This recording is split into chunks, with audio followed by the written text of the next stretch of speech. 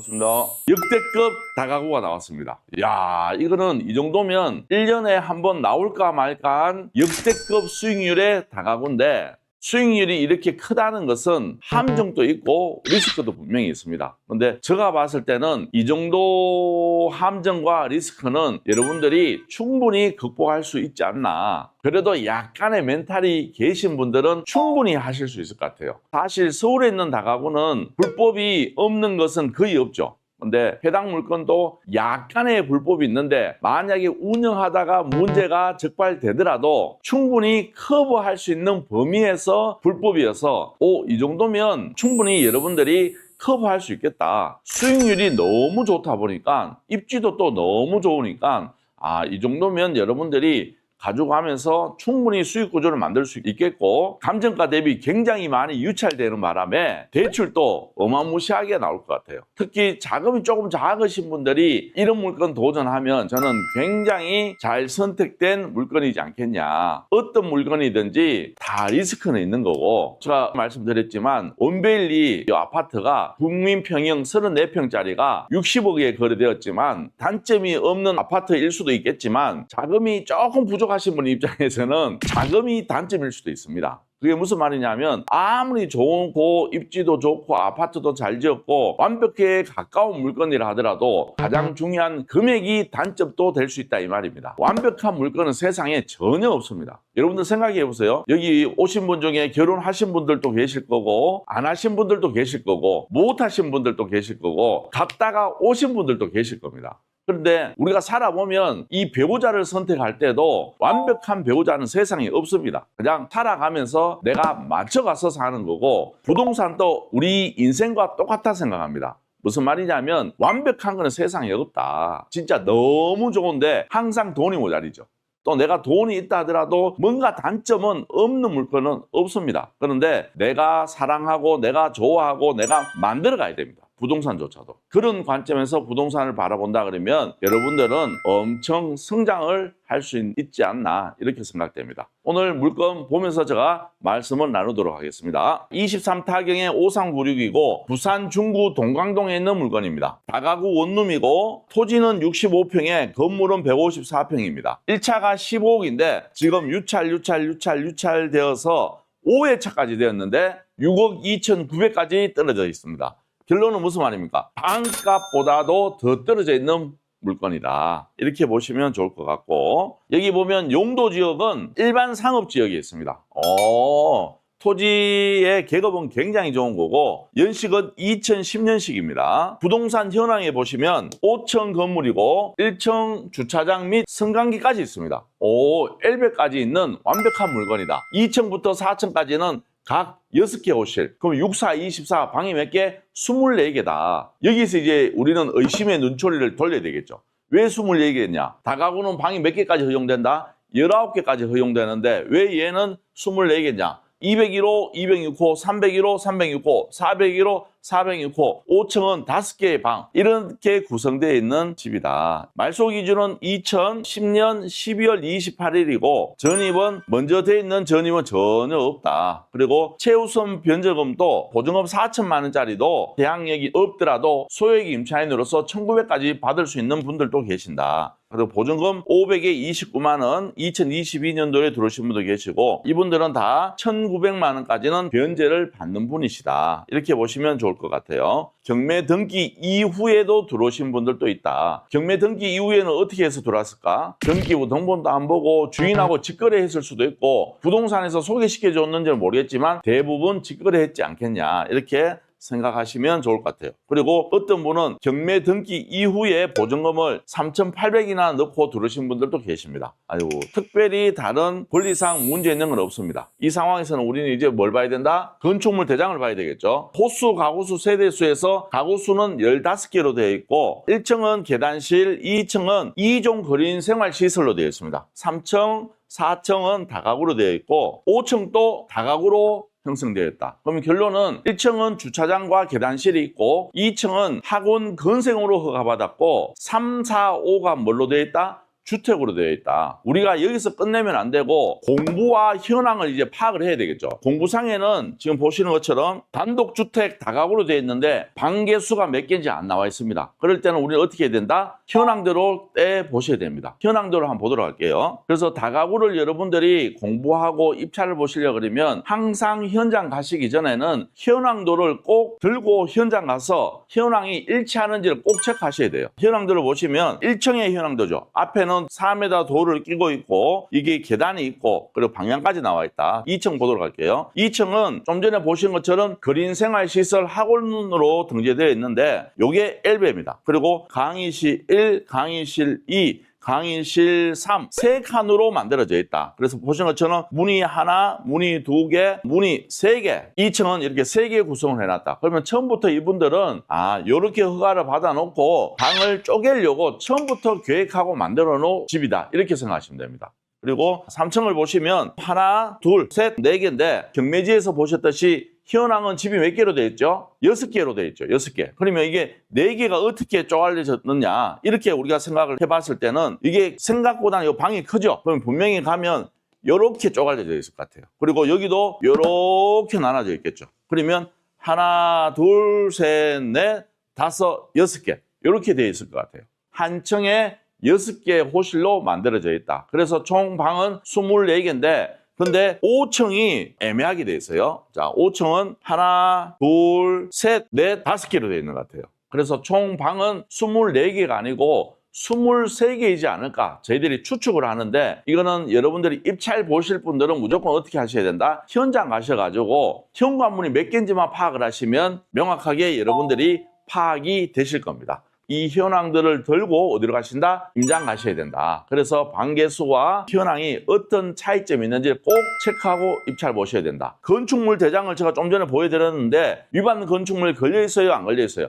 안 걸려 있는 상황이다. 근데 중요한 거는 걸릴 수도 있지만 걸리더라도 크게 문제는 없다. 왜냐하면 잘 보세요. 4층이다. 그러면 이렇게 해서 가벽을 세워놨을 거예요. 만약에 문제돼서 걸린다 하더라도 이 가벽을 어떻게 하면 됩니까? 철거해버리면 되죠. 그러면 다 정상되잖아. 철거하고 다시 세워봤자 제가 봤을 때는 전처럼 다 해도 1,000만 원이면 해결할 수 있습니다. 내가 목수 한 분 섭외해서 자재는 내가 사주고 하면 1,000만 원이면 이틀 공사하면 끝납니다. 아주 간단한 공사니까 여러분들이 걱정하실 필요는 없다. 근데 이거조차도 하실 수 있는 분이 하셔야지 아무나는 분명히 못 하실 거다. 그래서 제가 서두에 이 정도 멘탈을 이겨낼 수 있는 분만 가능한 물건이고 이 정도 리스크를 감안하고 입찰을 봐야 되는 해당 물건이다. 이렇게 보시면 좋을 것 같습니다. 그리고 이 물건의 입지도 제가 보여드리도록 할게요. 보시면 부산하면 여러분들이 딱 떠오르는 게 어딥니까? 댓글 한번 적어주세요. 광안리, 해운대. 부산은 해운대 해수욕장도 유명하지만 부산은 다 바닷가잖아, 그렇죠? 바다를 끼고 있으니까 부산하면 뭡니까? 자갈치지. 부산 갈매기 자갈치. 난리 났다. 부산역은 또 뭐냐? 보도록 할게요. 자, 우리는 중앙역 바로 앞에 있는 상업지입니다. 상업지에 있는 물건이고, 자, 그리고 중앙역 다음이 남포역. 그리고 그 다음에 어디냐면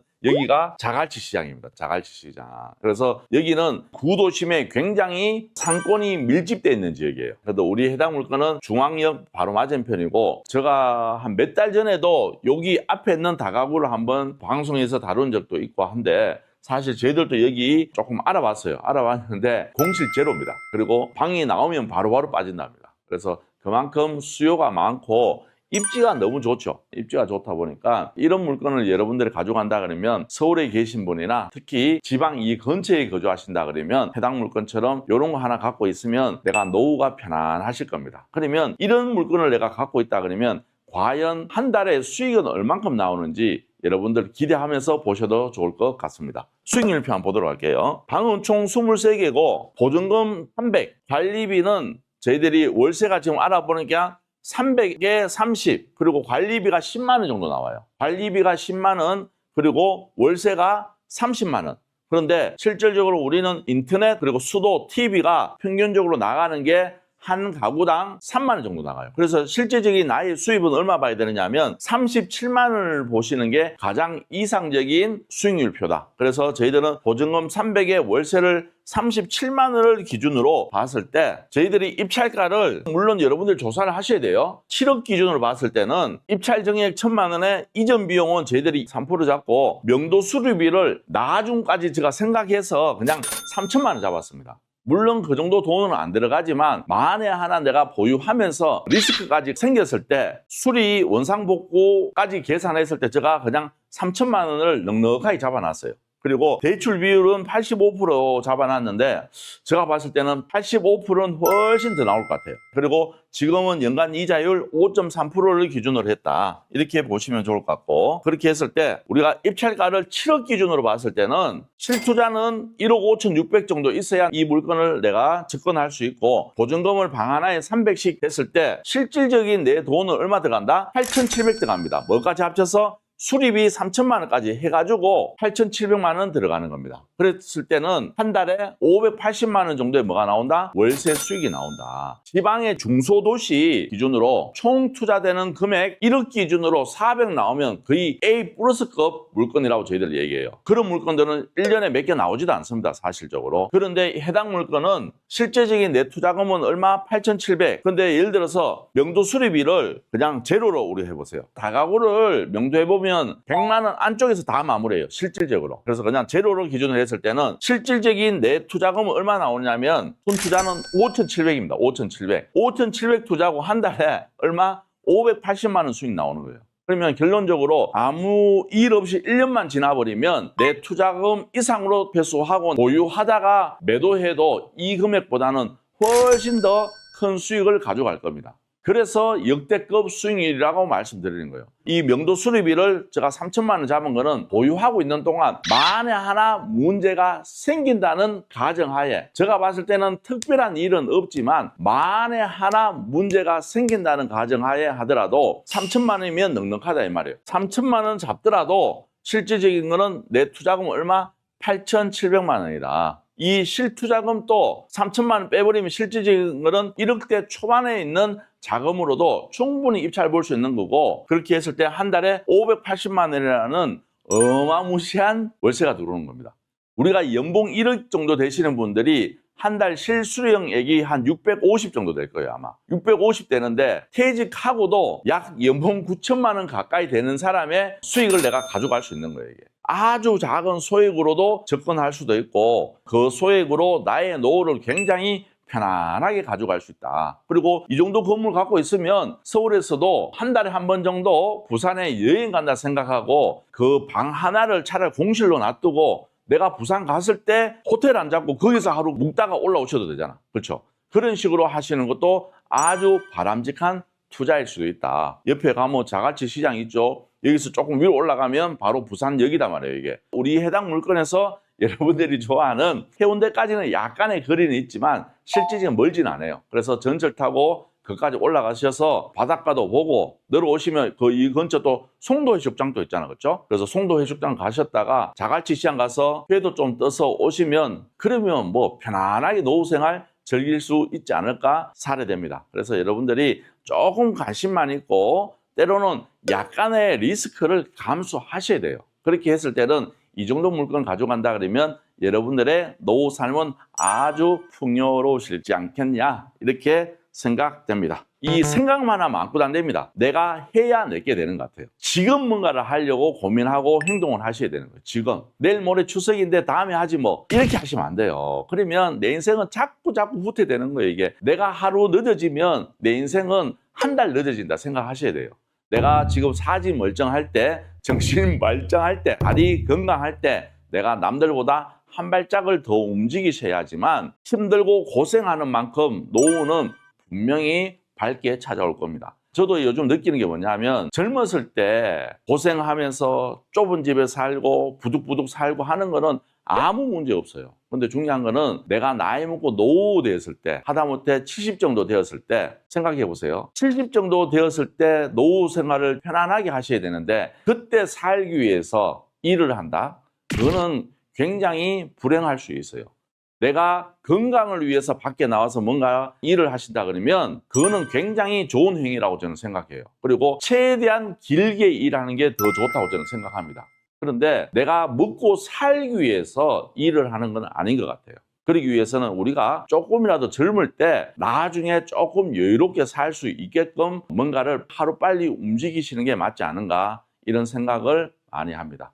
이제 추석이니까 이런 생각도 하게 되는 것 같아요. 그래요. 하여튼 오늘 여러분 좋은 하루 되시고 지금 당장부터 움직이시는 드낙찰 옵션 여러분들이 되었으면 좋겠다는 것으로 오늘 여기서 마무리하도록 하겠습니다. 지금까지 드낙찰 옵션의 김멘토였습니다. 감사합니다.